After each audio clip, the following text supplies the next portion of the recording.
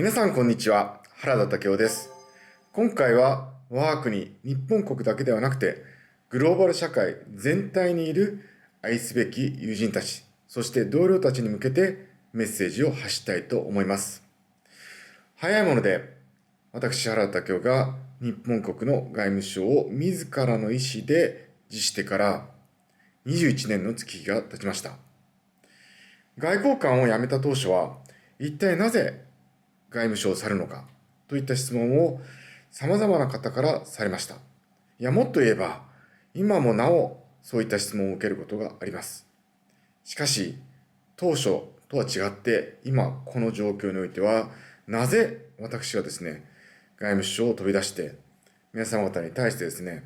メッセージを発することを、これをですね、生りとするようになったのかということについては、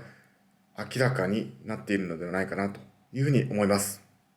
我が国、日本国においては、高市早苗政権が成立をして、様々な新しい政策が取られています。しかし、明らかに、もはやこのままのやり方では未来がないと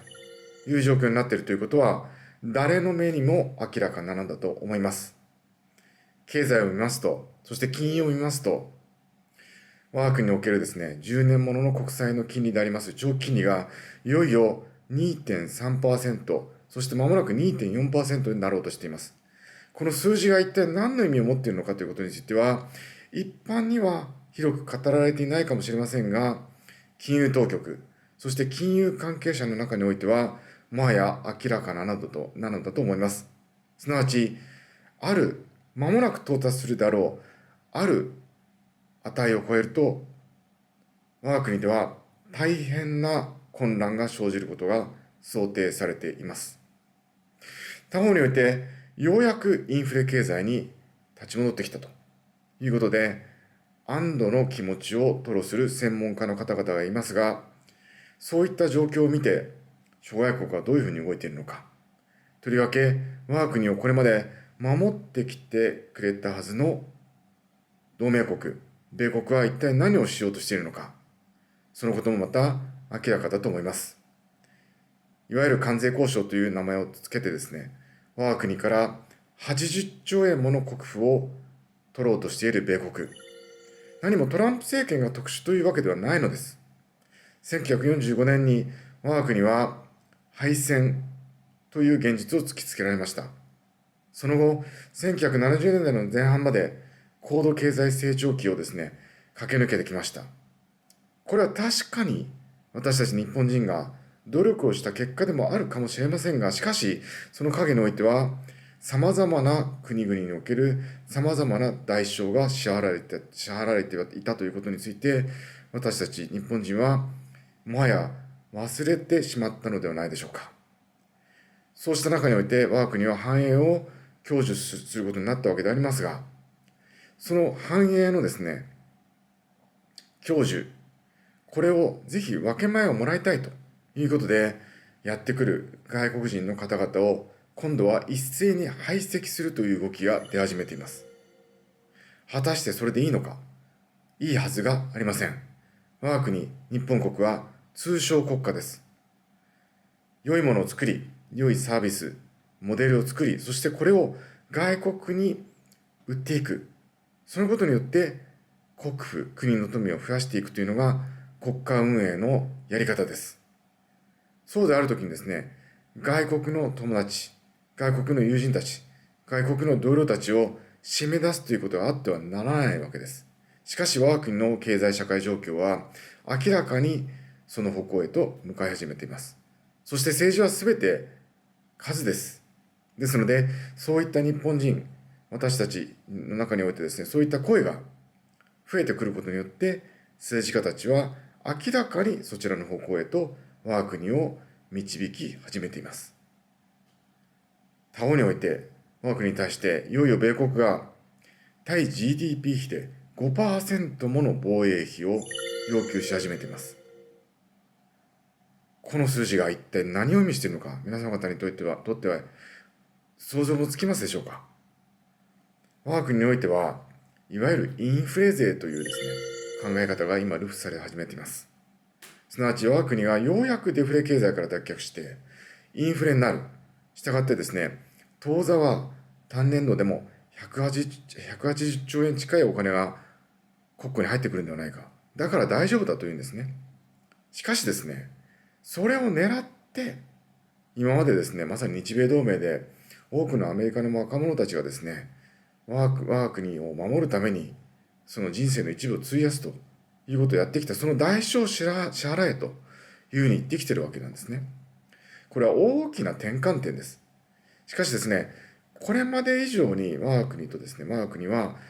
考えなければならないのですが、そして判断をしなければならないのですけれども、そういった機運はなくですね、これまで通り事なかれ主義でですね、済まそうという気風が官民学財ですね。もう様々な分野において、全てにおいてはびこっています。それだけではありません。パンデミックは終わっていません。コロナウイルスもまだ猛威を振るっています。それだけではなくてですね、新しい形でのパンデミックの可能性すら囁かれ始めています。そして国境の向こう側においてはですね、ウクライナ戦争、ガザ地区における戦争、そしてベネズエラをめぐる争奪戦、そしてですね、次はイランに対する戦争なのではないかという話すらあります。とりわけイランは大国です。イランに対してですね、仮に米国が戦争を挑むということになれば、確実に核戦争になると思います。イランは核能力を持っています。そのイランをですね、いたずらに刺激することは、結果的に人類全体の破滅につながることになるということは、有識者の間では明らかなのだと思います。したがって私たちは、今この瞬間にですね、考え方と行動を変えなければならないわけです。それだけではありません。今この瞬間、アメリカにおいてですね、もはや数十名規模での死者が出るほどまでの大寒波が生じています。他方においては、これからですね、来年、再来年にかけてですね、熱波、すなわち極めて高温になる中において、大変なですね、QOL、すなわちですね、生活の質の悪化に苦しむことになる人類の数は倍になるのではないかという、そういった研究報告がこの度公表されました。つまり大変なのは人類社会そのものだけではなくて、地球そのものなんですね。ですので、そういった中においてですね、我が国が真っ先に大変なことになっているわけです。答えは簡単には見つかりません。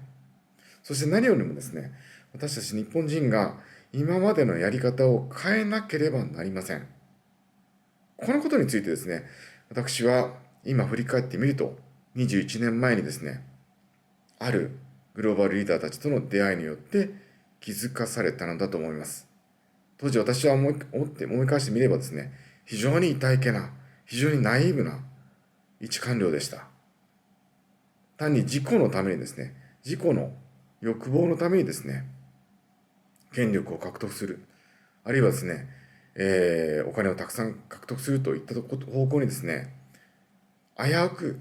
走り出しそうになっていたことも事実です。しかしですね、都度様々な方々、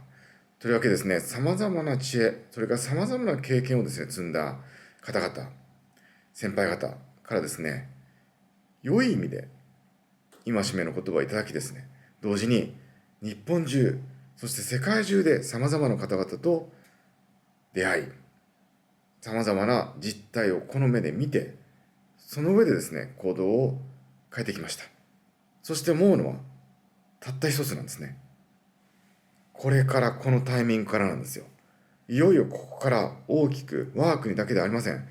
人類社会全体が変わり始めます。しかもここで変わらなければ、私たち人類全体がついに滅亡へと至る第一歩を踏み出してしまう可能性、危険性があるということなんですね。なので私はですね、このメッセージを日本国だけではなくて、グローバル社会に生きるですね、皆様方に対して発したいと思います。この瞬間に私たちは立ち止まらなければなりません。そしてこれまでのやり方が本当に正しかったのか、いや正しくなかったんですよ。このことについて変えない限りは、私たち人類全体が大変なことになる。そしてそのことはですね、取りも直さず、私の祖国である我が国からですね、露呈することになる。そのことについて皆様方に対しては、はっきりと申し上げておきたいというふうに思います。ここから全てが始まります。ですので、私たち元研究所ですね、原田京国際戦略情報研究所、ESIA Institute for International Strategy and Information Analyst というふうに言いますけれども、このですね、ESIA は、ここからはっきりと形だけではなくて、行動を変えたいというふうに思います。そのことをここに宣言したいと思います。元来やるべきことをやる体制に変えます。そして同時にですね、こういったメッセージも、これまではですね、いかにして皆様方に対して、どうやったら理解していただくのか、この問題状況について、そしてですね、そこからどうやって変わっていくべきなのかということについて、とかく分かりやすくですね、説明するということについて努力をしてきました。しかしもうその時間はありません。その時間はありません。ですので、端的にこのタイミングでやるべきこと、そしてなすべきことということについてお伝えをする。そしてそれを通じてですね、一歩でも一秒でも早く、そして前に進むように、皆様方と共にですね、我が国だけではなくて、人類社会全体を持っていく、そういった形での研究所にしていくことをここに高らかに宣言したいというふうに思います。まずは、ターゲットデートとなっているのは、今週の31日からの数日間だと思います。そしてそこでですね、しかるべき判断が出たときには、その次には人類はここから次に進むのか、あるいはですね、滅亡の道をたどるのかはっきりするんだと思います。そしてそのことはですね、我が国においては国政選挙における審判という形で、まず明らかになると思いますし、さらにそれだけではなくて、世界中が改めて大変な動乱に巻き込まれていくことになるんだと思います。ぜひ皆さん、この問題は私たち一人一人の行動と思考の変容を促しているんだということについて考えてみていただければと思います。そしてこの瞬間から変えなければ大変なことが生じる。そしてそれはとても悲しいことであるということについて皆様と共にですね、あらかじめ危機感を共有し、ここから歩み出すことができればというふうに考えています。本日は2026年1月の27日です。残された時間はわずかだと思います。一人でも多くの皆様方がこのメッセージを受け止めて、我が国、そして世界中のどこかで、それぞれの持ち場においてですね、一歩でもいいので、踏み出すことを心から祈ってやめません。どうもありがとうございました。